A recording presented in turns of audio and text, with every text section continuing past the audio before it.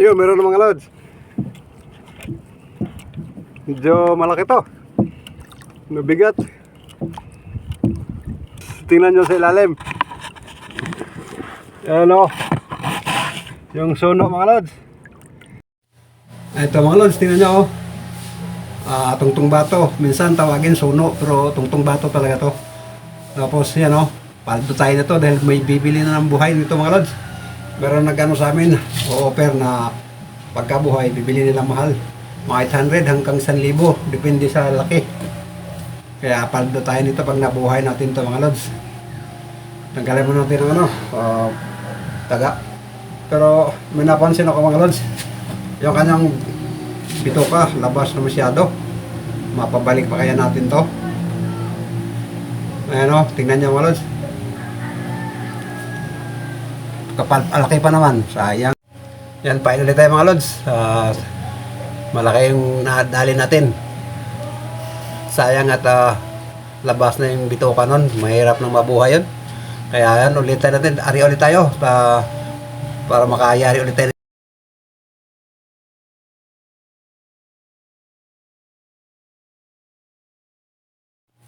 Yan, sagad na mga lods. At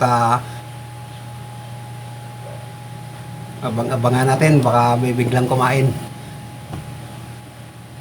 Sayang, baka kailangan mabantayan natin para sayang. Yung may huli tayo mga lods. Kaya lang ang liit.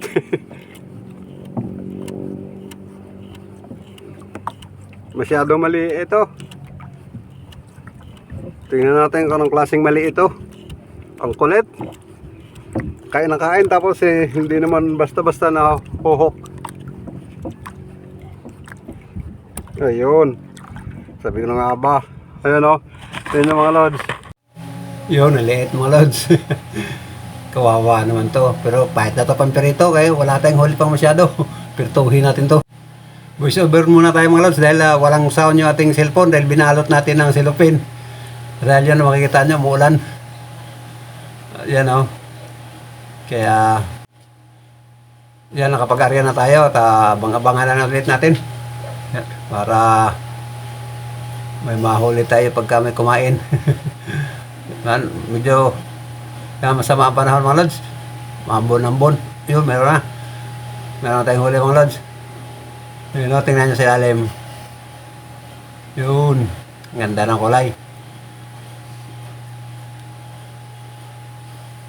Talagang fresh na fresh pa mga lods. Sarap nito sa tinula mamaya.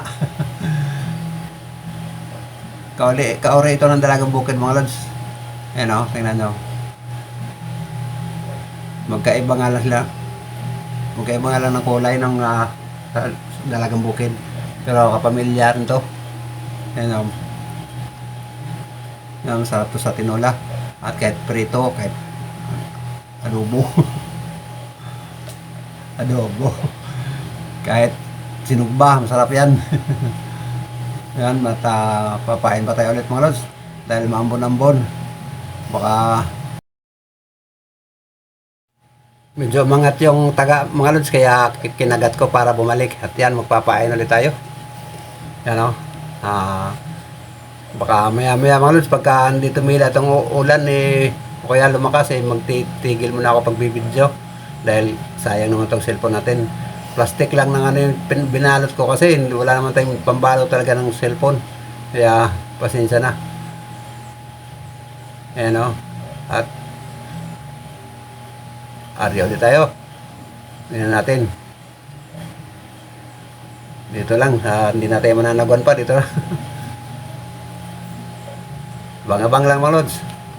Yan, medyo lumakas na yung ulan mga lods. Kaya maya-maya tigil ko na muna itong pagbibidyo dahil konting silupin lang yung nakabalot dyan. Sayang, baka masira.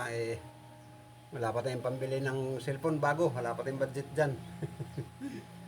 Kaya pagka sa bahay na lang siguro tayo muli mag-bibidyo pagka ganitong maulan. Ang tabay na lang mga lods.